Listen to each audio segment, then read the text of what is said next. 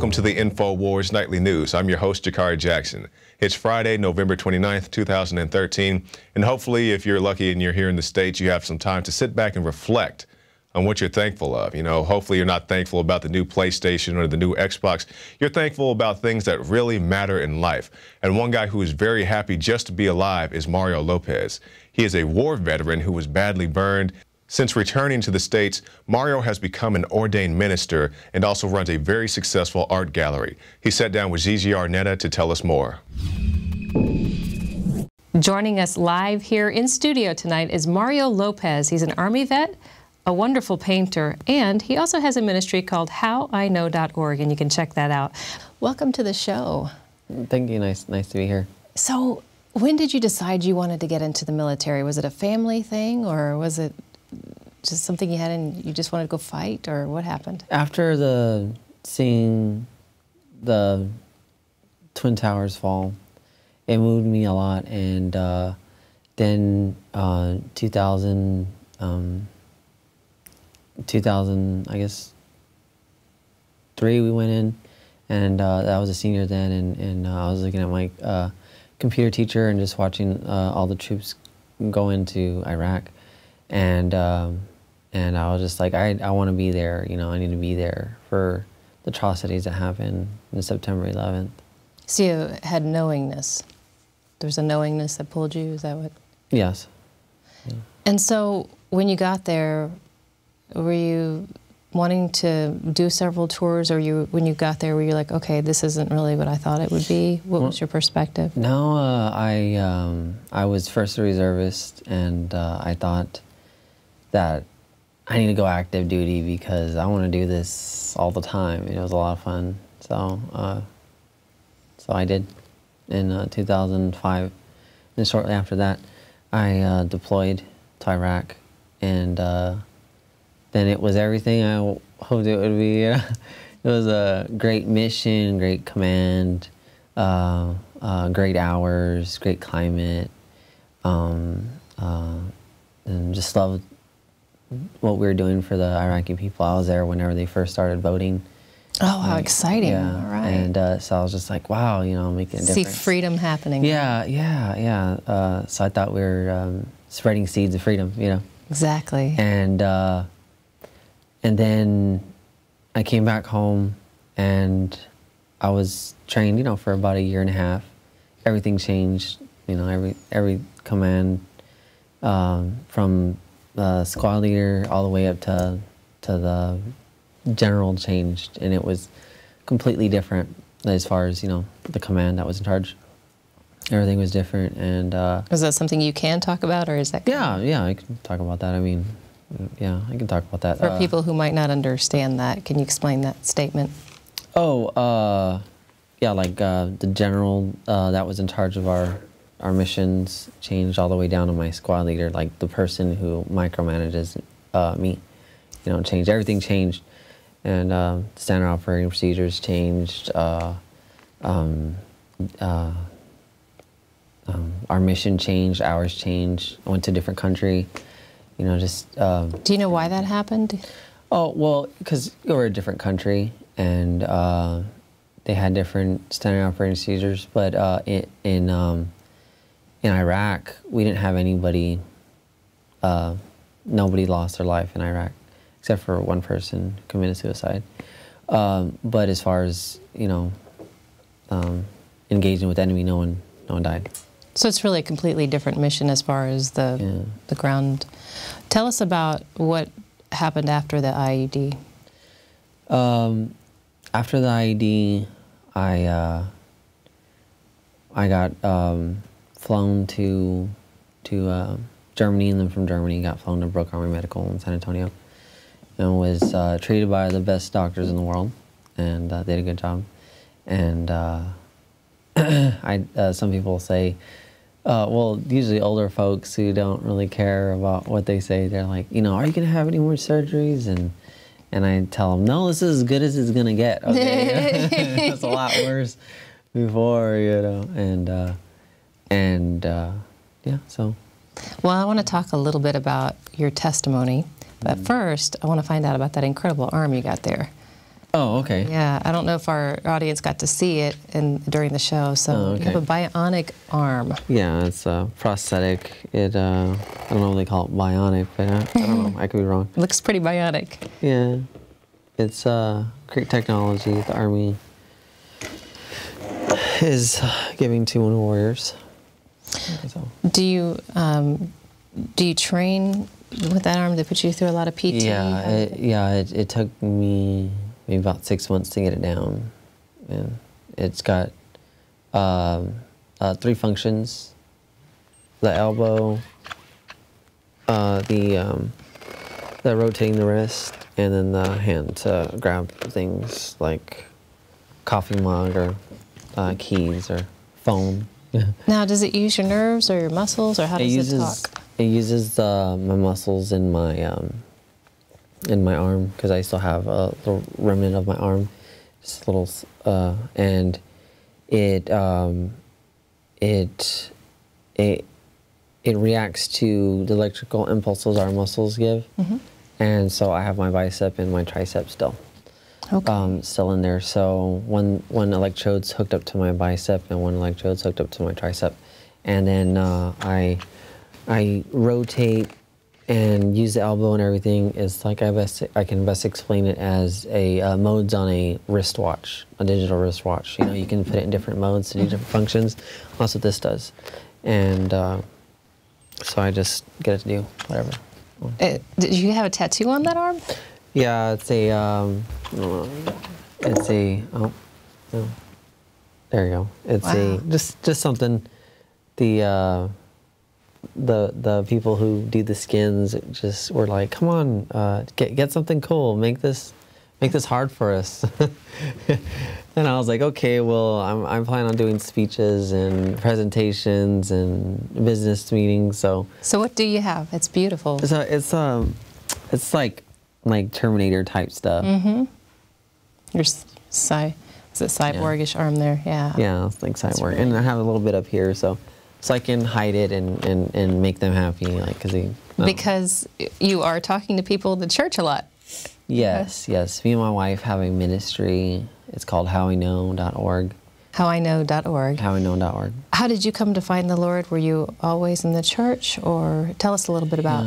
I grew up in the church. My parents had been going forever. Then my grandfather, he has a church in San Diego, Texas, and so as I was growing up in my high school type years, we were in church in San Diego, and I'm from Alice, Texas, and we would go to church in my grandpa's church. So I grew up in the church. My mom's actually a minister there now also, and so yeah, I've always been involved in the church. But I put my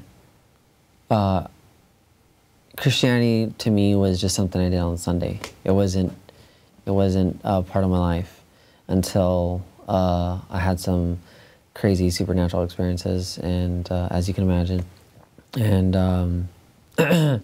then after that, I decided that I wanted to get closer and I wanted to know more about God and about Jesus, and I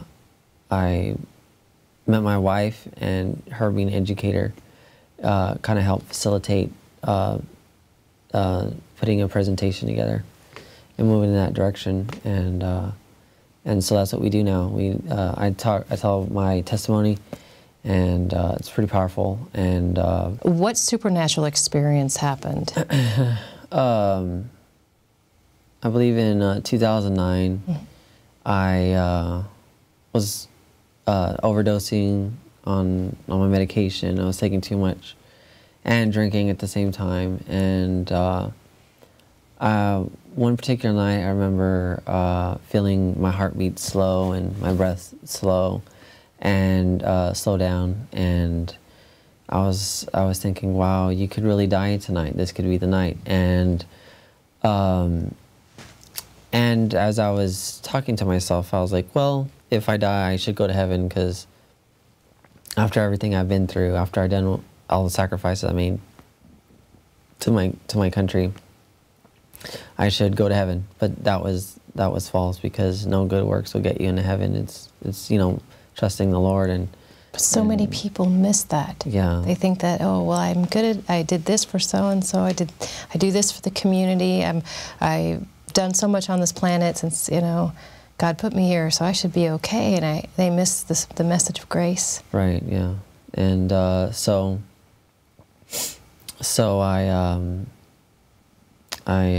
what happened that made that transition for you? Where you I actually visited hell. Yeah. Okay. I actually visited hell. He showed me, okay, you're not going to go to heaven. I mean, he didn't tell me this, but you know, I can put the pieces together. He said, you're not going to go to heaven. You're going to go to this other place if you don't, you know, follow me and put me first. And your works cannot get you there. So I'm going to show you what you'll be, you know, immersed in for all eternity if you don't, you know. And I fell asleep, and I guess I came out of my body a little bit, and at this point my spirit was like a smoke. Like if you blow out a candle and you see the smoke rising, like that's what it looked like. Like I don't else can explain it. And then I started traveling down instead of up. Uh-oh. You know, that's a problem. Yeah. Okay. So, and I mean, you're obviously no longer in your body, so is there a feeling of where you're trying to cling, like trying not to go or anything, or was it just No, I just like popped out, and then it started going down. Wow. And it just started going faster and faster, and then I saw the orange pinhole of light, and I got closer and closer, and then I could feel the heat. And then, next thing you know, I'm in the middle of hell.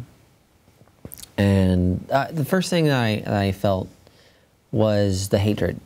The hatred was like a tangible thing. It was like a fog, you know. You know how you can go into a room and you can tell people aren't happy with you. You can feel like, you know, you can cut it with a knife or something. Right, you know the presence of it is right there. Yeah. But this is a million times over. Like this, the hatred in hell is just overwhelming. And then the next thing I felt was the heat. You know, obviously I've been on fire before on Earth, and the heat there in hell is a million times worse than it is on Earth.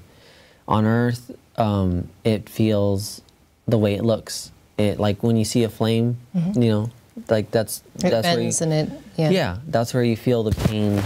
On Earth, it hurts here, it hurts here, it hurts here, like little pops of pain here and there. But in hell, it feels like acid. It feels like all over your body all at the same time. Completely consuming? Completely consuming. Not 1 inch of you gets a relief. And then I felt the hopelessness. And I even remember accepting the hopelessness because I knew I deserved to be there. And like that story that Jesus told about Lazarus, that the rich man that went to hell, and you know, it was a parable, but it very well could have happened. The rich man accepted it. He said, "I will go and just let me go and tell my brothers and my family not to come to this place. It's a horrible place." So I had experienced, I accepted it, but the hopelessness there, I knew that there was nothing I could do, that I was gonna be there forever, and I knew that I missed out.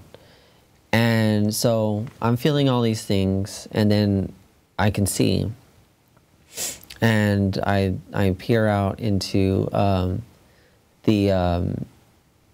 into this room. I fell into a house with no roof. And there was a hurricane of fire going on the outside of this house, and this house is tumbling like tumbleweeds. And there was these creatures in the room, and the one was like a gargoyle type looking one. That's the only one I really remembered because he was the biggest one, and I was really focused on him. But there was these other little ones, and there was this lady levitating on an altar. and she was wearing black sackcloth, and she had missing pieces of white hair. She looked like she was maybe 150 years old, you know, very veiny. She was just levitating, and just looked like she was enjoying levitating. And the main gargoyle demon, he was just perched there, and he pulled me without even touching me. He just didn't even touch me, just pulled me. And I remember digging my heels into the floor, trying not to go, and there's nothing I could do. And I didn't. That was the first time, though, that you actually felt resistance, right? Like, because you knew the hate was there, and you knew that there was hopelessness there. But this is the first time where you're really putting up a fight. Yeah, but the only thing I could do is I couldn't move my arms or anything, or walk or anything. I was just remember trying to dig my heels into the ground. I think that's all I remember. And then what happened next? They pulled me right up to her, and then I woke up. And then I woke up, you know, crying, as you could imagine, you know. Yes. And just so thankful that I'm not really there. And then I told my psychologist, and this happened like maybe 4 or 5 years ago. Told my psychologist and doctors what happened, and they said, oh, it's just PTSD. Don't worry about it. So I was like, okay. So that's a whole nother level of post-traumatic stress right there. Yeah. Yeah, there's things that I could not, I've never studied hell. It was never an interest to me. I don't watch movies, horror movies or anything like that. So it was just knowledge that I could not, you know, imagine. Right. And so do you find that you're in your ministry, you're talking to people that don't believe in it, or are people afraid of it? What are you finding when you're out there? No, in the ministry, at first people, their eyes are just wide open. Right. Like they're just like, oh my gosh. And then they hear the rest of the presentation, and I've had atheists walk in. I mean, every single atheist that's walked in has walked out non-atheist. That's after awesome. all that, yeah. Praise God. So, so it's just, you know, when people open their mind and you know, just accept reality, you know, it's just really amazing. But I don't know if I actually went to hell, or if it was just a vision, or you know, it wasn't a dream, because there's too much. I mean, have you ever had a dream that you remember everything? Yes. 3 years ago.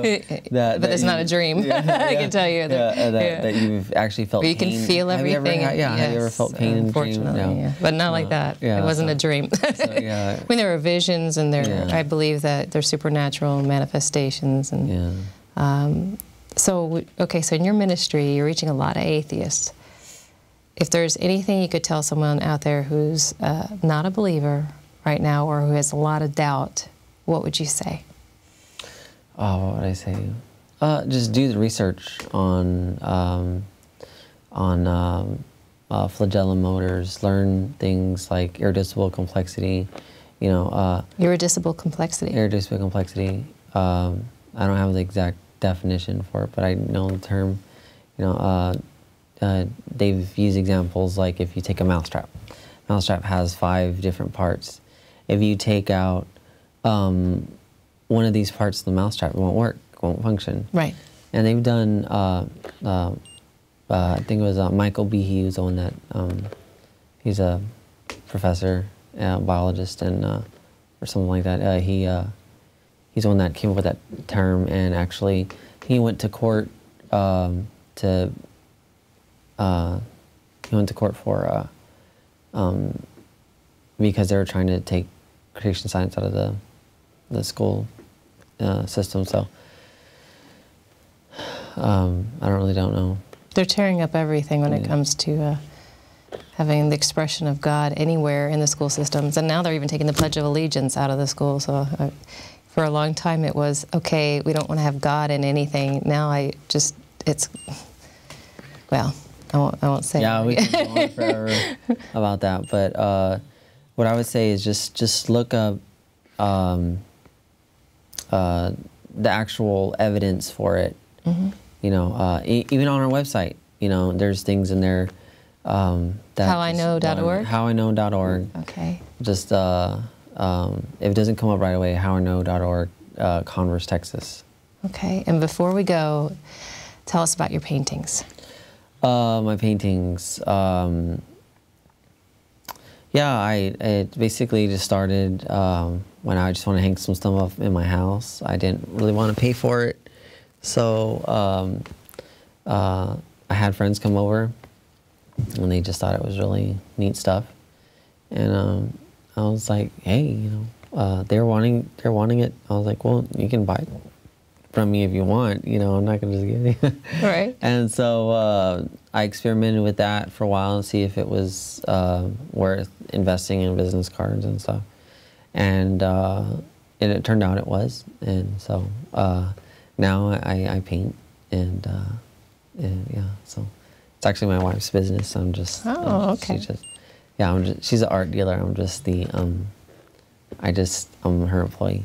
There you go. Well, okay. Well, which one's your favorite? My favorite one is, if there is one, because I'm sure there's many. Let's see. Yeah, let's see. Which one's my favorite?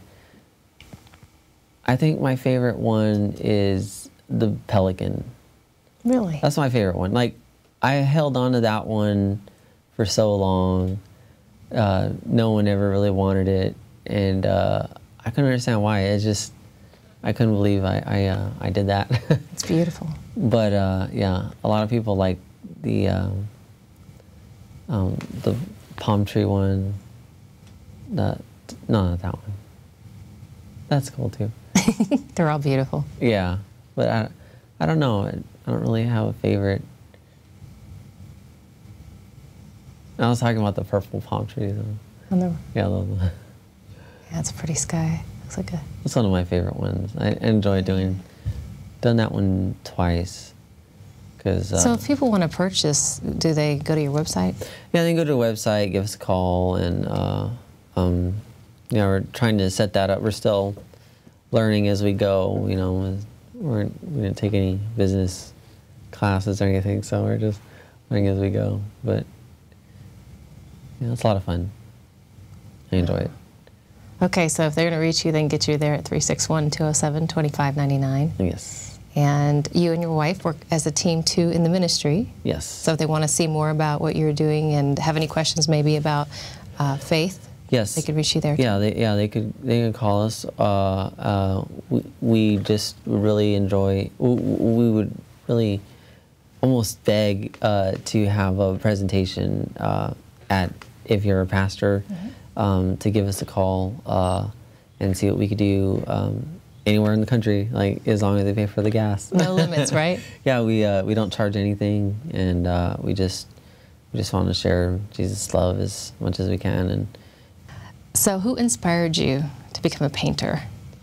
I think watching my mom as I was probably like maybe 5 or 6, and she was making templates because she would make these puppets and stuff. Oh, really? Yeah, and I just watched her draw, and then my dad has this drawing that he did in pencil, and it's a mother with her baby, and I asked him who did that.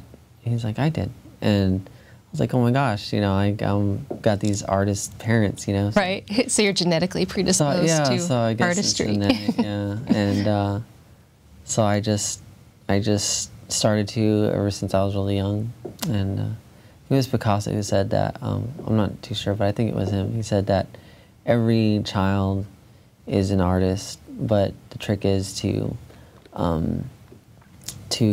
carry that on into adulthood. Right. And so your mom and dad encouraged you, obviously. Well, yeah, somewhat. In Alice, it's all oil filled and raising cattle, so, so that, I mean, it wasn't going to pay the bills or anything. But my mom has this book, and it has like all the things that I've done my whole life. And she puts those out when I have a presentation or something. You know, when she's involved, she'll make sure she puts it out. And I forgot where I was going with that. Well, how did your style develop? Oh, what yeah. did you... Well, I don't know. I just started off with this simple little abstract design, and then just got better and better. Just kept on doing it, and haven't got to hold on to any of my art since because everyone buys it. Well, there you go. Yeah. So, which one was your first? Is there one that's up there? Those are one of my first ones. Those mermaids. That's actually one of my first ones. Yeah. And that's my very first one. I noticed there's a lot of sky and nature in your art. Is it divinely inspired? Is there something about it that... I think I just like trees. All right. I just like trees. I like trees. I like all kinds of trees, and I like what they do. You know, they build us houses, pencils, tables. You know, they house birds and feed. You know, this is the greatest invention God did. You know, was the tree. And they're in the Bible. Yeah. So there you go. Yeah. All right. Well, thank you so much for being here. Yeah, sure. Thank you. You can check out Mario's paintings at paintingsbymariolopez.com.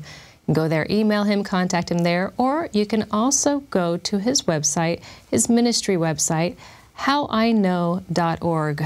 That's howiknow.org, and find out more about the ministry that he and his wife have together, going around telling the world the good news of Jesus Christ. I'm Gigi Arnetta for the Infowars Nightly News. And thank you, Mario, for your incredible testimony. Now, last year about this time, there was the TSA opt-out and film campaign. But this year, Infowars is running something very special. It's called We Will Resist TSA and NSA Tyranny, a $10,000 film contest.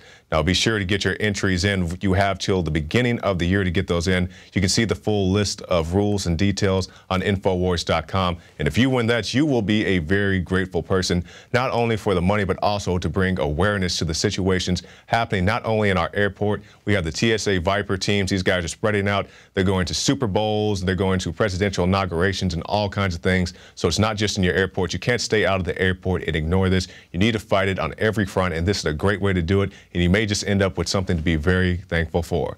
Well, I'm Jakari Jackson for the Infowars Nightly News, and we'll see you again on Monday.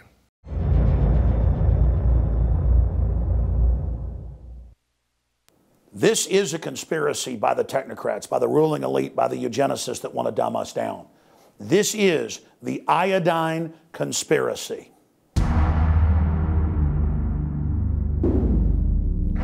Our government wasn't always a eugenicist-based predatory group. Back in the 1920s, the federal government pressured salt manufacturers and bread producers to add iodine because they knew that iodine deficiencies were causing massive decreases in IQ, birth defects, and it was a health crisis all across the United States and in Europe as well. In the decade after iodine was added to staple foods, there was a 15-point increase in IQs in the areas that had previously been deficient. So what did the federal government do a couple decades later? They took the good halogen iodine out and added another bad one, bromine. And they put the worst of the group, fluoride and fluorine derivatives, in our water supply and began using it as a pesticide on the crops. Let's be clear about this. Adding bromine to the food supply is banned in the EU, banned in Canada, and banned in many other nations because it is a toxic poison listed in those countries. I've done deep research on the globalist program to dumb down the population to make us more manageable. It is eugenics. And I personally take the highest quality form of unbound iodine, nascent iodine, in a kosher certified, non-GMO certified glycerin base. I've interviewed the experts, people like Dr. Brownstein and pharmacist Ben Fuchs, and of course, Dr. Edward Group. And across the board, the consensus is iodine is the missing piece of the puzzle. And not just iodine, but high quality, unbound, pure iodine. Bottom line, this is something on record our bodies need. I've gone out and found the best source for myself and my family. I hope you'll visit InfoWarsLife.com and get our InfoWars Life Survival Shield. It really does incredible things. And we've gotten nothing but positive reviews from our listeners. And this also helps support our news operation and the InfoWar while we get the iodine we need and block the fluoride and the other members of the halogen that are so bad for our bodies. Check out the information. Do the research for yourself. Talk to your physician and then decide whether you want to drink fluoridated water that Harvard, major studies admits is giving people brain cancer and bone cancer and lowering their IQ, or whether you want to find a high quality source of iodine. Consult your physician, do your research, and make a decision. But whatever you do, don't just ignore this message, because all of my research shows this is absolutely key to getting people out of the brain fog that they've been artificially put into by the social engineers. Visit InfoWarsLife.com today. Now you can watch The Alex Jones Show live as it happens at Infowars.com/show. You'll find links to all of our content there and a free 15-day trial for Prison Planet TV. More than 60 movies and documentaries all in one place at Infowars.com/show.